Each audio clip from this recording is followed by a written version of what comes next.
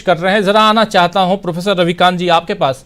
Professor साहब, कैसे आप देखते हैं राहुल गांधी से लेकर चंद्रचूड़ साहब तक नरेंद्र मोदी जो बातें अभी प्रेम कुमार जी कह रहे थे, मोदी जी या बीजेपी कहीं ना कहीं जो बैकफुट पर ये जा चुके हैं, या जो एक डर खत्म होने की बात जो राहुल गांधी कह रहे हैं, क्या उस डर को फिर से यहां स्थापित करने की कोशिश है या कुछ और है?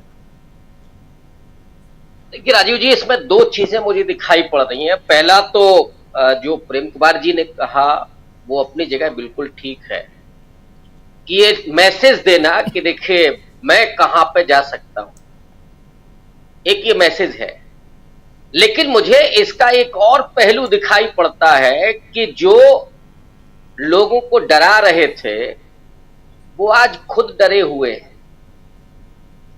और सबसे बड़ा सवाल तो चीफ जस्टिस ऑफ इंडिया पर खड़ा होता है कि ये जो कार्यपालिका और न्यायपालिका के बीच संविधान ने पार्थक्य किया है, जो दूरी की है संविधान ने, और ये बहुत सोच समझ करके संविधान सभा में कंसेंसस के जरिए ये हुआ कि दोनों की अपनी महत्ता क्या है। संविधान का संरक्षक न्यायपालिका को माना जाता है और न्यायपालिका के चीफ जस्टिस ऑफ इंडिया, उनके घर में प्रधानमंत्री का पहुंचना ये महज संयोग नहीं है राजीव जी, ये किसी प्रयोग की तरफ इशारा करता है। और इसलिए आज बड़े सवाल खड़े हो रहे हैं कि चीफ जस्टिस ऑफ इंडिया को, प्रधानमंत्री मोदी को बहुत सहजता से इनकार करना चाहिए था कि नहीं साहब, ये नहीं होगा। सार्वजनिक जीवन अपनी जगह है और देश के 140 करोड़ लोगों की नजरों में न्यायपालिका का सम्मान अपनी जगह है। वो सम्मान कहीं से डिगे नहीं, लोगों के मन में आशंका पैदा ना हो। इसीलिए ये बराबर कहा जाता है कि न्याय सिर्फ हो नहीं, न्याय होते हुए दिखना भी चाहिए। ये जरूरी है, ये बुनियादी है। लेकिन असली कारण क्या है? असली कारण है कि राहुल गांधी जो इस समय नैरेटिव सेट कर रहे हैं, और राजीव जी मैं पूरे विश्वास के साथ यह भी कह रहा हूं कि अब मोदी जी कुछ भी कर लें, 2024 की 22 जनवरी की तारीख से मोदी जी के हाथ से कोई भी नैरेटिव निकल चुका है। राम मंदिर का उद्घाटन करने भी गए थे, तब भी पूजा करने के लिए गए थे, लेकिन इस देश के लोगों ने नरेंद्र मोदी पर अब विश्वास करना बंद कर दिया है।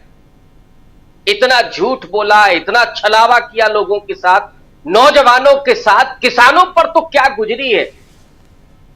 और यही मोदी जी जो गणेश जी के सामने खड़े हुए हैं, वो गोरक्षकों द्वारा पिटाई होने पर जब मुस्लिम पीटा जाता है, दलित पीटा जाता है तो जबान नहीं खोलते। जब उनका नेता किसी आदिवासी के मुंह पर पेशाब करता है तो जबान नहीं खुलती उनकी। और आज तो सबसे बड़ा सवाल ये कि लीडर ऑफ अपोजिशन को मारने की धमकी दी जा रही है खुलेआम, और उस समय मोदी जी की खामोशी क्या कह रही है? कहीं आपकी मौन सहमति तो नहीं है इस पूरे वक्तव्य में? यह सबसे बड़ा सवाल खड़ा होता है और भर्त्सना पूरे देश में हो रही है। लेकिन मोदी जी जो चाह रहे हैं कि आपने मराठी वेशभूषा अगर धारण कर ली है तो मराठी लोग पसंद कर लेंगे। अरे साहब, मराठों का पूरा स्वाभिमान आपने छलनी कर दिया, आपने शिवसेना के भीतर फूट डाल दी, आपने शरद पवार की पार्टी को तोड़ दिया, सारा उद्योग धंधे उठा करके आप गुजरात में ले गए। मराठी भूल जाएंगे क्या? नहीं भूलने वाले। तो अगर मोदी जी ये सोचते हैं कि हम केवल मराठी वेशभूषा में गणेश जी की पूजा करके महाराष्ट्र के चुनाव को जीत लेंगे, असंभव। और वो अगर ये दिखाना चाहते हैं कि नहीं साहब हम फिर से डरा लेंगे, असंभव। इस देश के लोगों ने अब डरना बंद कर दिया है। और जो राहुल गांधी ने कहा था डरो मत और डराओ मत, अब ये जो डराओ मत वाला है इस पर मोदी जी चल रहे हैं। नहीं, हम तो डराएंगे। अब लोगों ने बंद कर दिया है कि हम डरेंगे नहीं तो आप क्या करेंगे। राजनीति नहीं, इस देश की समाज नीति बदल चुकी है। इस देश का मतदाता बदल चुका है। इस देश के लोगों का भरोसा बदल चुका है। और जिस बात को हम लोग बराबर कह रहे थे, आज से नहीं 2-3 साल से, कि जो लोग ये समझते हैं कि इस देश के मतदाता समझदार नहीं है, मुझे उन लोगों की समझदारी पर भरोसा नहीं, क्योंकि वो साधारण लोग हैं, वो सामान्य लोग हैं। वो दरअसल अपनी आंखों से देख करके और अपने जीवन में जो घटित होता है उससे प्रामाणिकता प्राप्त करके ही वो किसी को चुनते हैं और किसी को रिजेक्ट करते हैं। वो किसी जाल में नहीं फंसते। एक बार आपने फंसा लिया होगा, 15 लाख आएंगे, 2 करोड़ रोजगार मिलेंगे, अच्छे दिन आएंगे। अच्छे दिन के टोह में लोग मोदी जी को लेकर के आए और यहां 81 करोड़ लाइन में लगे हुए। साहब, ये है अच्छे दिन का परिचय। अच्छे दिन का परिचय ये है कि यहां दलित और पिछड़ा सड़क पर खड़े होकर के लाठी खा रहा है, रोजगार उसको नहीं मिल रहा है, उसके आरक्षण को लगातार आप छलनी कर रहे हैं। ये है अच्छे दिन। तो कब आएंगे आखिर अच्छे दिन?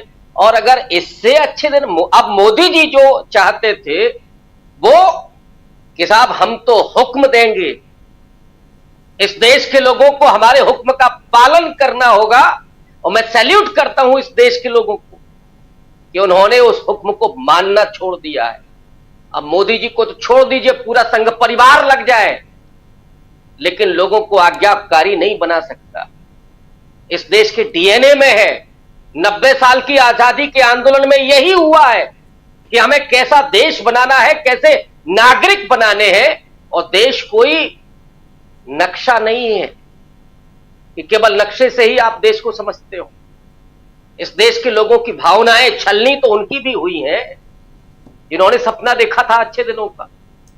तो वही लोग जब मोदी जी को रिजेक्ट कर चुके हैं, मोदी जी का कोई नैरेटिव काम नहीं कर रहा है, इसलिए मुझे इस बात से कोई फर्क नहीं पड़ रहा है जी। कोई कोई राहुल गांधी को क्या बोल रहा है, कोई कहां जाकर के पूजा कर रहा है, क्योंकि इस देश के लोग आज संविधान की पूजा कर रहे हैं।